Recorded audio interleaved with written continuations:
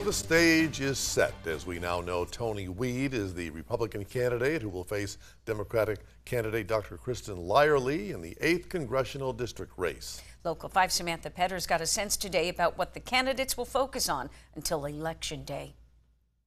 The matchups are set for the general election in November.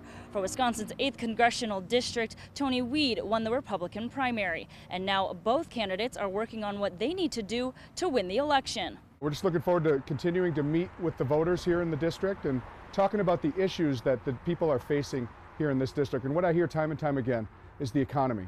And people are taking it on the chin right now with the, this inflation that, can be up to 20, 30, even up to 50% rise in prices in the grocery store and 60% at the gas pump. We need better schools, we need better services, we need better roads. There are so many places where I can make a difference, and in particular, health care.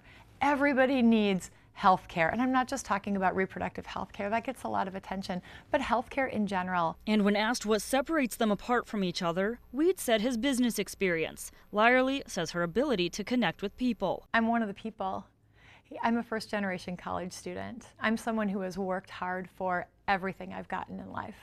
And I'm still connected with the people who brought me up. I will work hard as, taking my business experience and truly going to Washington and solving the problems, that the Kamala Harris and Joe Biden administration has failed the people of District 8. With Kamala Harris and her running mate Tim Walz in the race for the White House, Democrat Kristen Lyerly says it's given people hope for the future. I think people were feeling really discouraged by the options of Biden and Trump, and they were looking for someone who had a little more vibrancy, and that's exactly what Vice President Harris brings, and Governor Tim Walz. As for Republican Tony Weed, he says having former President Donald Trump's endorsement is an honor of a lifetime. I asked people, were you better off 4 years ago than you are right now? And the resounding answer is no.